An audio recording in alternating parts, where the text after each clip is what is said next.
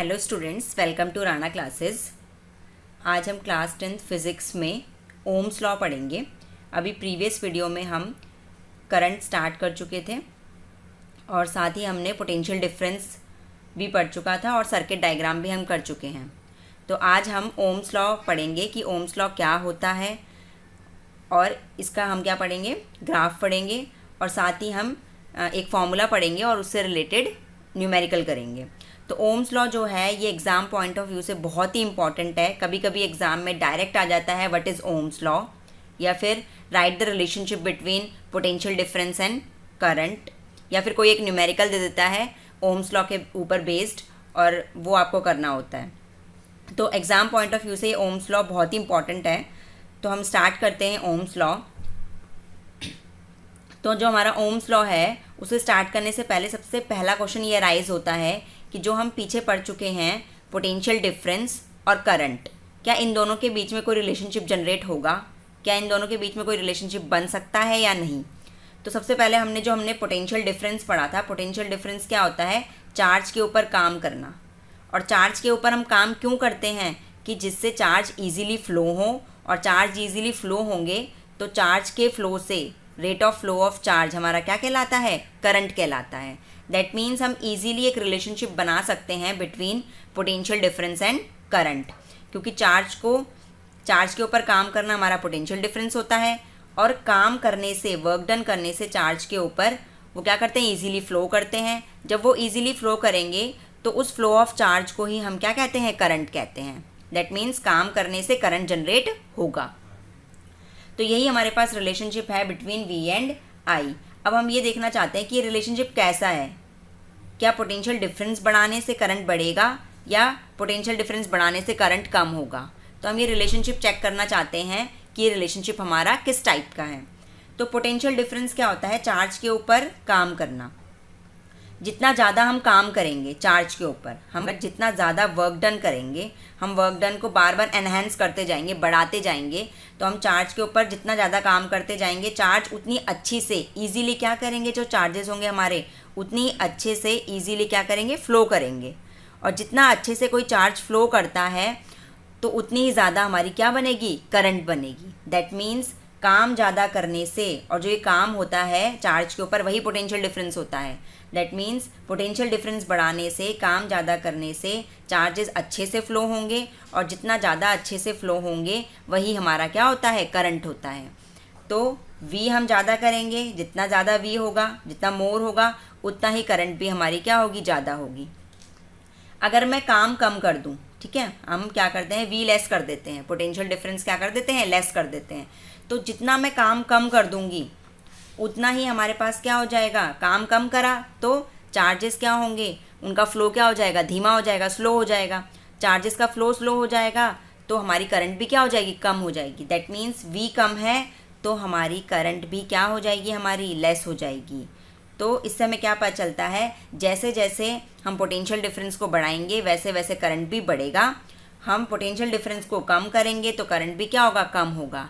That means ये एक तरीके से क्या कर रहे हैं, सेम रेशो में काम करेंगे। ये बढ़ेगा, V बढ़ेगा तो I भी बढ़ेगा, V कम होगा तो I भी कम होगा। It means they are directly proportional to each other. Directly proportional का मतलब क्या होता है, ये सेम प्रोपोर्शन से काम करेंगे। एक चीज़ बढ़ेगी तो दूसरी भी बढ़ेगी, एक कम होगी तो दूसरी भी कम होगी। That is our directly proportional. ये हमारा साइन होता है डायरेक्टली प्रोपोर्शनल का। इसका मतलब होता है कि दोनों चीज़ें एक ही प्रोपोर्शन में या तो बढ़ेंगी या तो घटेंगी, ठीक है। तो V is directly proportional to I। यही हमारा क्या कहलाता है, ओम्स लॉ होता है। ओम्स लॉ की स्टेटमेंट ही ये होती है कि किसी भी सर्किट में जो हमारा अक्रॉस टू एंड्स, क्योंकि पोटेंशियल डिफरेंस दो एंड के बीच में लगेगा, किसी भी कंडक्टर में दो एंड के बीच में जो हमारा पोटेंशियल डिफरेंस लगता है that is directly proportional to current through the conductor. Conductor से जितनी भी करंट पास हो रही है उसके क्या होता है, डायरेक्टली प्रोपोर्शनल होता है। अब जब हम डायरेक्टली प्रोपोर्शनल का साइन हटाते हैं तो हमारे पास एक कांस्टेंट लगता है। कभी भी हम डायरेक्टली प्रोपोर्शनल का साइन हटाएंगे तो हमेशा एक कांस्टेंट लगेगा, और इनटू में I तो रहेगा ही, I तो था ही, और इसको हटाने से हमने अगर इक्वल्स टू का साइन लेके आए हैं तो हमेशा क्या लग जाएगा, एक कांस्टेंट लग जाएगा। अब ये कांस्टेंट क्यों लगता है क्योंकि ये सेम प्रोपोर्शन से काम कर रहे हैं। मतलब अगर मैं इसको बढ़ाऊँ तो ये भी बढ़ेगा। अब कितना बढ़ेगा ये नहीं पता, हो सकता है मैं इसको बढ़ाऊँ और ये डबल हो जाए, हो सकता है मैं इसको बढ़ाऊँ और ये ट्रिपल हो जाए। ठीक है, इतना कंफर्म है कि पोटेंशियल डिफरेंस बढ़ाने पे करंट भी बढ़ेगी, लेकिन किस प्रोपोर्शन से बढ़ेगी वो हमें नहीं पता। उसके लिए हम क्या कर देते हैं, कांस्टेंट का मल्टीप्लाई कर देते हैं। अगर वो डबल रेट से बढ़ रही है तो कांस्टेंट 2 हो जाएगा, ट्रिपल रेट से बढ़ रही है तो कांस्टेंट 3 हो जाएगा। तो ये कांस्टेंट के ऊपर डिपेंड करता है कि वो किस रेट से बढ़ रही है। तो हमने v is equals to constant into में i लिख दिया, और ये जो कांस्टेंट हमारा होता है v इज इक्वल्स टू, उस कांस्टेंट को हम हमेशा क्या लिखते हैं, r लिखते हैं। ठीक है, v is equals to constant into में करंट था, तो r इज अवर कांस्टेंट। ये हमारा क्या होता है, कांस्टेंट। ओम्स लॉ का क्या होता है, ये हमारे पास कांस्टेंट होता है। तो r हमारे पास क्या हो गया, constant for a given metallic wire. कोई भी वायर या कोई भी कंडक्टर जो हमारा होगा जिसके ऊपर हम काम कर रहे हैं, तो उसके लिए ये क्या होगा, एक कांस्टेंट होगा।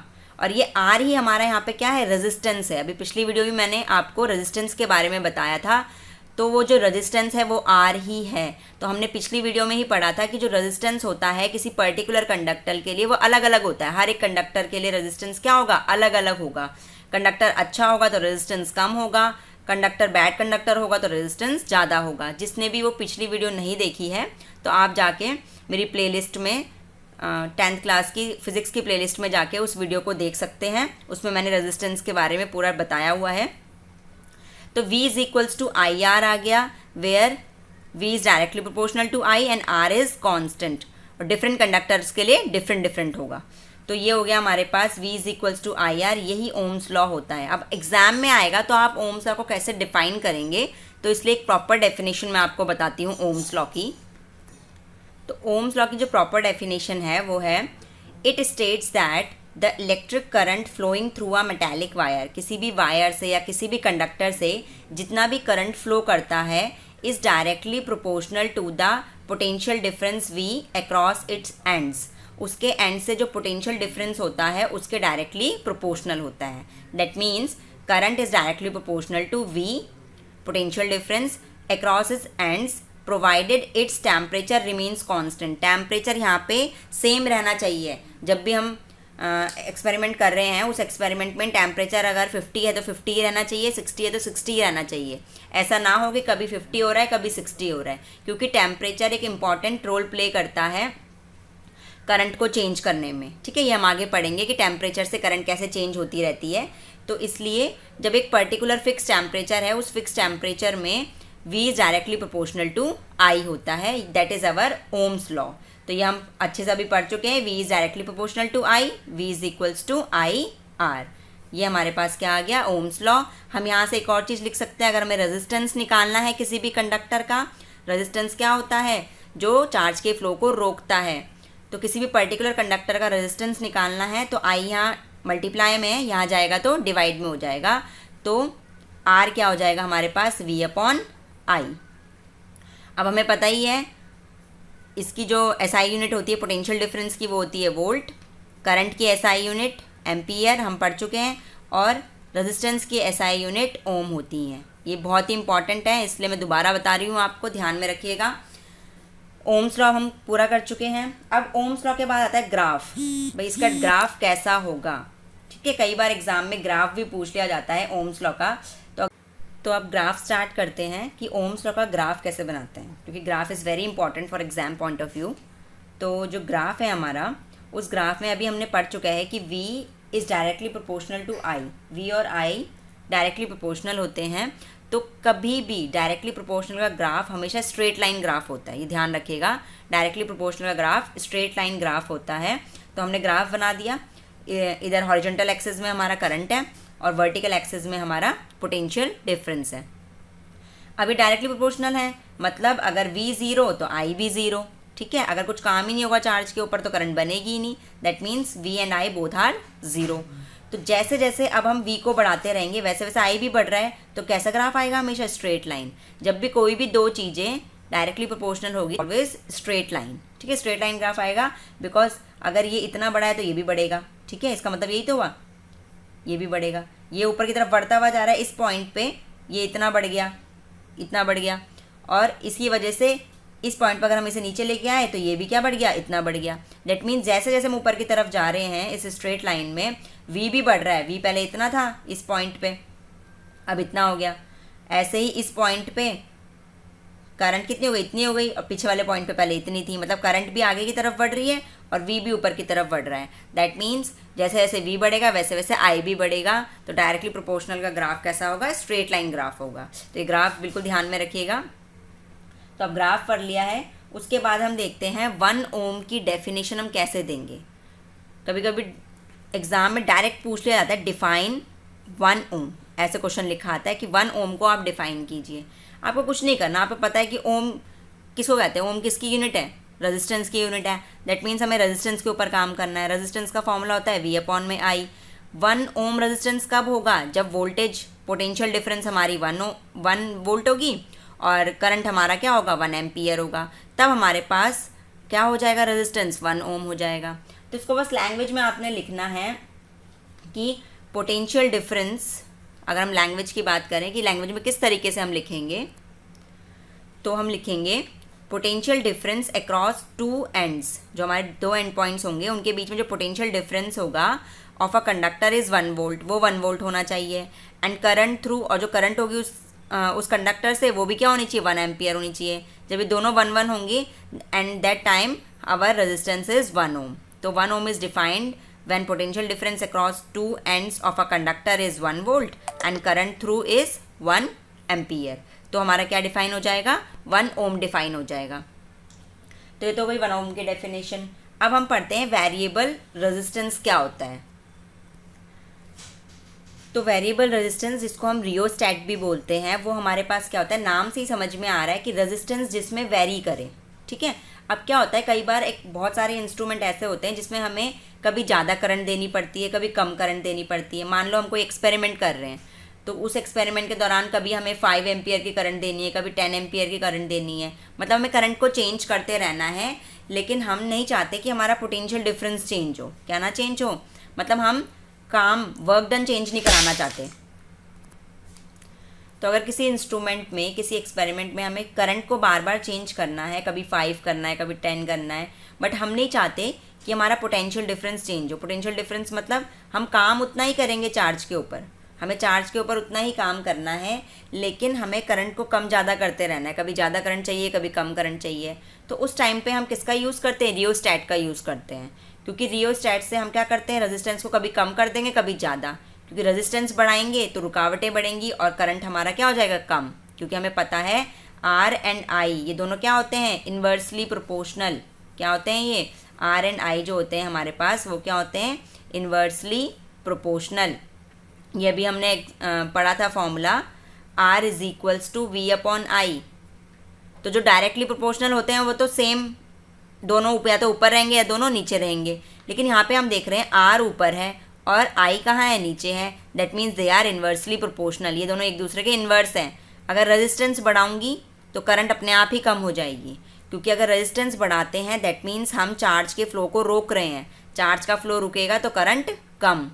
अगर मैंने रेजिस्टेंस को बढ़ाया तो करंट हमारा कम हो रहा है। अगर मैं रेजिस्टेंस को हटाऊंगी मतलब चार्ज के फ्लो में रुकावटें कम करूंगी, तो रुकावटें कम होंगी, रेजिस्टेंस कम होगी, तो करंट हमारा ऑटोमेटिकली क्या हो जाएगा, बढ़ जाएगा। ठीक है, तो रेजिस्टेंस में चेंज करने की वजह से हम करंट में चेंज कर सकते हैं without changing voltage, potential difference. तो उस टाइम पे हमारा रियोस्टैट काम आता है। ये एक ऐसा कंपोनेंट होता है यूज टू रेगुलेट करंट, जो करंट को रेगुलेट करता है। क्योंकि ये क्या करता है, रेजिस्टेंस को चेंज करता रहता है, जिसकी वजह से करंट हमारी रेगुलेट हो जाएगी। ठीक है, without changing the voltage source. Voltage source को बिना चेंज किए हम करंट को रियोस्टैट के थ्रू क्या कर सकते हैं, रेगुलेट कर सकते हैं। क्वेश्चन में, एग्जाम में डायरेक्टली पूछ सकता है व्हाट इज़ रियोस्टैट, या फिर पूछ सकता है कि how to regulate current without changing voltage source. अगर हम वोल्टेज सोर्स को चेंज ना करें तो हम करंट को किस चीज़ से रेगुलेट करें, रियोस्टैट से। ठीक है, तो इस तरीके से भी एग्जाम में क्वेश्चंस पूछ सकता है। अब उसके बाद हम एक न्यूमेरिकल करते हैं ओम्स लॉ से रिलेटेड। तो हमारा न्यूमेरिकल है the potential difference between the terminals of an electric heater. एक इलेक्ट्रिक हीटर है, उसके टर्मिनल्स के बीच में पोटेंशियल डिफरेंस हमारा 60 वोल्ट दिया हुआ है। When it draws a current of 4 ampere from the source. और उस टाइम पे वो करंट कितनी ड्रॉ करता है, 4 एम्पियर की करंट क्या करता है, ड्रॉ करता है सोर्स से। What current will the heater draw, क्या करंट वो ड्रॉ करेगा if the potential difference is increase to 120 volt. अगर हम पोटेंशियल डिफरेंस को 120 वोल्ट कर देते हैं तो करंट कितनी आएगी हीटर में। ठीक है, तो ये हमारा क्वेश्चन बोल रहा है कि जब 60 वोल्ट हमारे पास पोटेंशियल डिफरेंस है तो करंट है 4 एम्पियर की, लेकिन अगर हम पोटेंशियल डिफरेंस को 120 वोल्ट मतलब बढ़ा देते हैं, 60 से 120 कर देते हैं तो करंट कितनी होगी ये पूछ रहा है। ठीक है, अब V और I से रिलेटेड कोई भी न्यूमेरिकल आएगा तो मोस्टली हमारे पास कौन सा फॉर्मूला लगेगा, ओम्स लॉ लगेगा, V is equals to IR लगेगा। तो फर्स्ट हमारे पास क्या था, V हमारे पास था 60 और करंट कितनी थी, 4 एम्पियर। ठीक है, सेकेंड टाइम में जब वो बोल रहा है कि हम पोटेंशियल को अब बढ़ा देंगे, 120 कर देंगे। ठीक है, 60 से हमने कर दिया 120, अब करंट पूछ रहा है, करंट बताओ। अगर मुझे V और I, अगर मुझे I निकालना है तो हमें पता है यहाँ पे I निकालना है, तो I इज इक्वल्स टू क्या हो जाएगा, V अपॉन R। R यहाँ मल्टीप्लाई में जाएगा डिवाइड में, तो I हो जाएगा V अपॉन R। तो मुझे V भी चाहिए और R भी चाहिए, तो V तो हमारे पास 120 है, रेजिस्टेंस चाहिए मुझे, रेजिस्टेंस नहीं पता। तो रेजिस्टेंस जो हमें फर्स्ट टाइप में गिवन है, यहाँ पे क्या गिवन है कि जब हमारे पास 60 होता है वोल्टेज तो करंट होती है 4 एम्पियर। यहाँ से मैं रेजिस्टेंस निकाल लूँगी, यहाँ पुट करके क्या निकाल लूँगी, करंट निकाल लूँगी। तो अब मुझे निकालनी है यहाँ से रेजिस्टेंस। अब रेजिस्टेंस हमें पता ही है, रेजिस्टेंस क्या होता है, V अपॉन I। तो V हमारे पास कितना है 60, I कितना है 4, इसको कैंसिल करेंगे तो कितना आएगा 15, और रेजिस्टेंस किस में होती है, ओम में, तो ये आ जाएगी 15 ओम। ठीक है, तो ये आ गई हमारे पास रेजिस्टेंस। अब रेजिस्टेंस आने के बाद हमें यहाँ से करंट निकालनी है व्हेन आवर वोल्टेज इज़ 120। तो रेजिस्टेंस कितनी मिली थी अभी हमें, 15। तो उसके बाद हम क्या निकाल लेंगे, करंट निकाल लेंगे, ये कैंसिल होके आ जाएगा 15 8 ज़ा 120, तो ये आ जाएगी 8 एम्पियर की करंट जब हमारी वोल्टेज 60 वोल्ट से बढ़कर क्या हो जा रही है, 120 हो जा रही है। ठीक है, तो यहाँ तक हमने आज कर लिया है, हमने ओम्स लॉ पढ़ लिया है। अब नेक्स्ट टॉपिक हम नेक्स्ट वीडियो में करेंगे। अगर आपको ये मेरी वीडियो पसंद आ रही है तो प्लीज़ इस वीडियो को लाइक और शेयर कीजिएगा और चैनल को सब्सक्राइब कीजिएगा। साथ ही जो सब्सक्रिप्शन के साथ बगल में ही बेल आइकन आता है उसको दबाइएगा, जिससे टाइम टू टाइम आपको अपडेट मिलती रहे मेरी वीडियोज़ का। Thank you.